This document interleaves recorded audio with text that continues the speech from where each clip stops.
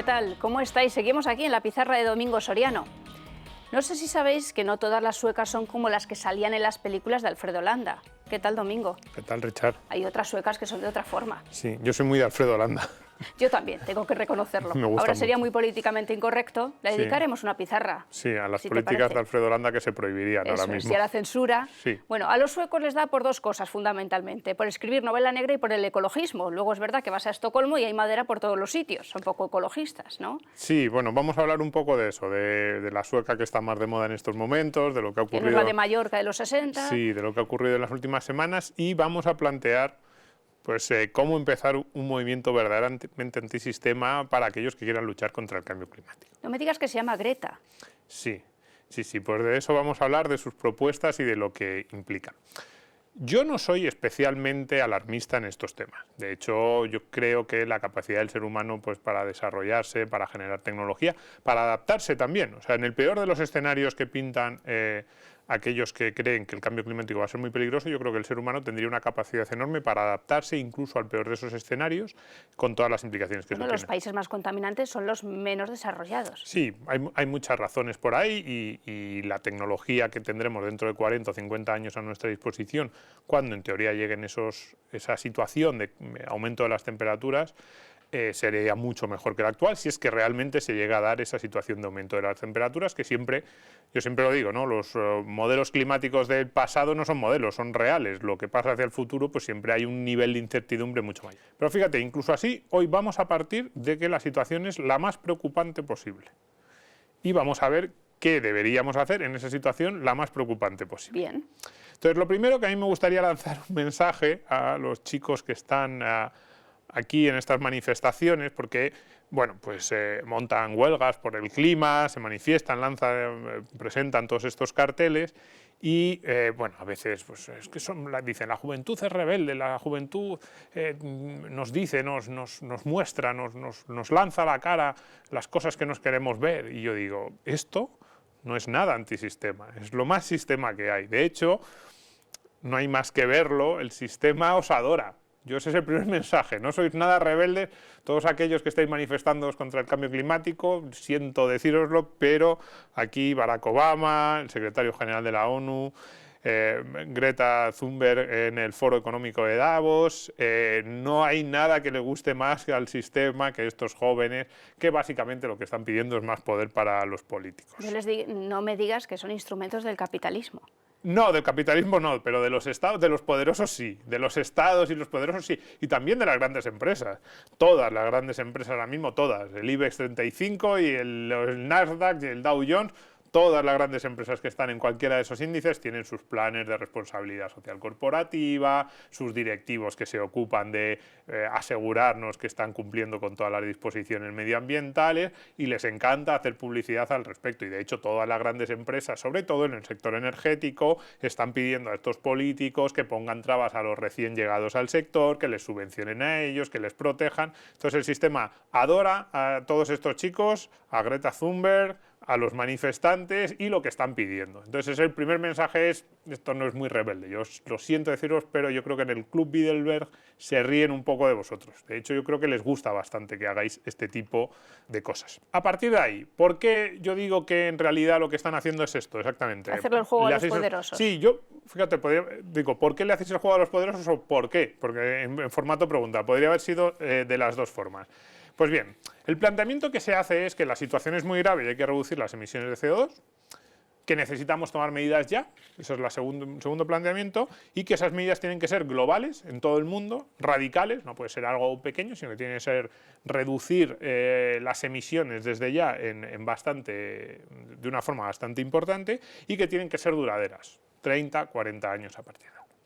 Entonces, esto es lo que más le puede gustar al gobernante. De hecho, por eso les reciben y por eso les aplauden, porque no hay nada que le pueda gustar más a un gobierno, a un dirigente político que este plan. ¿Este plan qué implicaría? A ver, este plan, medidas globales, radicales y duraderas, implicaría, uno, que se pusieran de acuerdo los 194 países. No podría haber, aquí ponemos free riders, no podría haber ningún país que incumpliera. Durante 40 años, cualquier gobierno que pasara por allí tendría que seguir cumpliendo esas medidas, y con una reducción de CO2 que les justificaría no importaría el impacto en el PIB, en el crecimiento, ¿no? Los gobiernos se verían justificados para tomar medidas impopulares, incluso en un momento de recesión, bueno, pero estamos haciendo esto por el cambio climático, etc. Entonces, esto tiene dos perspectivas. Desde el punto de vista previo, lo que nos dice es que son planes enormemente intervencionistas y con los que los gobiernos y los poderosos y las grandes empresas que están ahora mismo se sienten absolutamente tranquilos, están encantados, porque básicamente lo que van a hacer es proteger a esos gobiernos y a esos poderosos con la excusa medioambiental. Ni de broma os penséis que les estáis removiendo la silla o que les estáis poniendo en una posición incómoda. Están encantados. Pero luego, además, eso, digamos, en la parte previa, los actuales poderosos están encantados. Pero en el post, el problema de este tipo de soluciones es que son prácticamente imposibles de llevar a cabo. Lo vemos aquí, sin free riders. O sea, ninguno de los 194 países, y ya no solo pensamos en los países pequeños, sino ninguno de los grandes países puede salirse de este tipo de acuerdos, porque en el momento en que se salga uno, se empieza a utilizar unas tecnologías, entonces los otros dicen, bueno, claro, es que este está utilizando estas tecnologías más contaminantes, pero también más baratas, entonces eso nos va a generar una desventaja competitiva, con lo cual, en el momento en que uno se salga, ya todos los demás va a ser una cascada, ¿no? Como suele suceder en este tipo de acuerdos. Con lo cual, claro, pensar que vamos a llegar a un acuerdo real, que lo cumplan todos, además un acuerdo que es muy difícil de medir quién está cumpliendo y quién no, y de aplicar medidas, porque no hay una policía global o no hay un ejército, afortunadamente, por cierto, no hay una policía, un ejército global que pueda imponer por la fuerza a los países que empiecen a incumplir, que tengan que cumplir con esos acuerdos. Con lo cual, prácticamente imposible. Incluso si en un momento determinado todos se pusieran a cumplirlo, tendría que ser duradero. O sea, las medidas que nos están planteando de reducción de emisiones tendrían que durar 10, 20, 30, 40 años.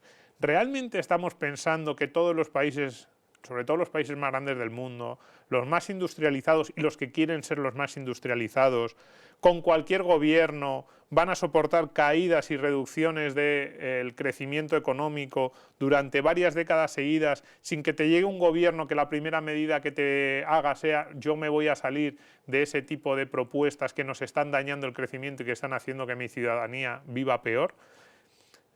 Incluso aunque tú te creas que realmente es imprescindible reducir las emisiones de CO2, tú tienes que ver que este esquema es, por un lado, lo que hace es defender mucho el statu quo actual y a los poderosos realmente que están ahora mismo en una situación de control, y por otro lado es realmente ilusorio, es una utopía pensar que esto se puede llegar a cumplir. Es iluso, vamos. Completamente. Entonces, ¿cuáles son las consecuencias de este tipo de propuestas? Pues bien, uno, Kioto, Río, París, no han servido para nada.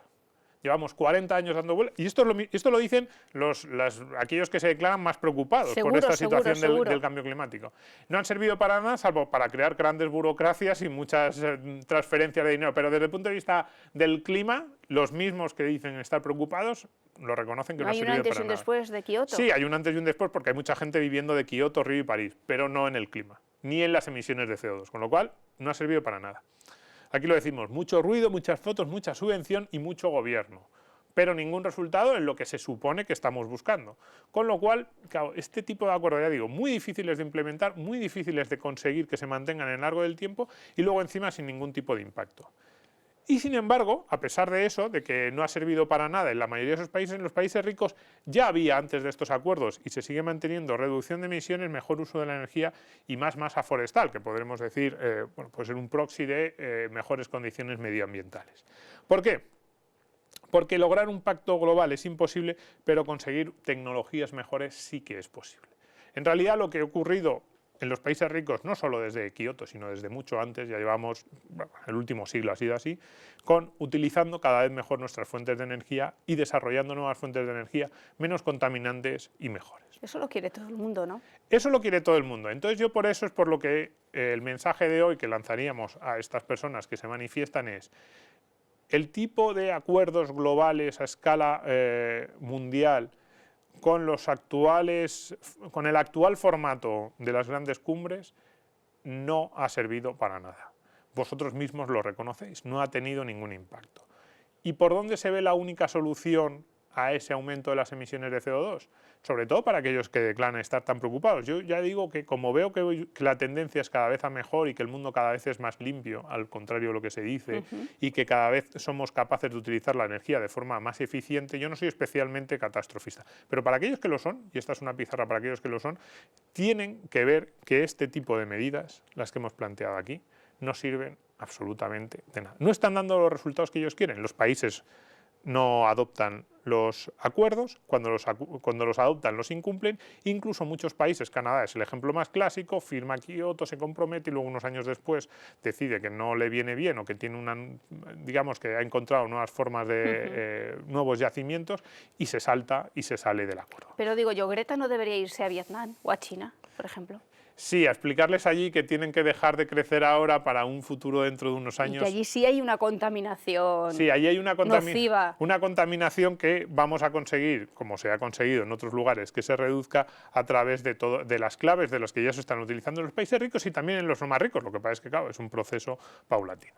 Entonces, yo creo que para alguien que realmente esté preocupado por las emisiones de gases de efecto invernadero y con el calentamiento global, ¿sí? Tenemos que ser honestos con nosotros mismos. Yo creo que eso es lo primero. Es decir, si lo que queremos es sentirnos bien, que yo creo que ese es uno de los problemas de la sociedad actual, es decir, protestamos no tanto para conseguir un resultado como para sentirnos bien con nosotros mismos. Si lo que queremos es sentirnos bien, pues vale, salimos a la calle con una pancarta y decimos nos estamos ahogando en una ciudad europea en la que no te estás ahogando, en la que se vive de forma fantástica y que es mucho más limpia y mucho menos contaminada de lo que era hace 50 o 100 años. Bien, eso sí que nos queremos sentir bien. Si realmente estamos preocupados por las emisiones y por el cambio climático, lo que estamos haciendo hasta ahora, o lo que se les está pidiendo a los gobiernos que hagan hasta ahora, no sirve absolutamente de nada.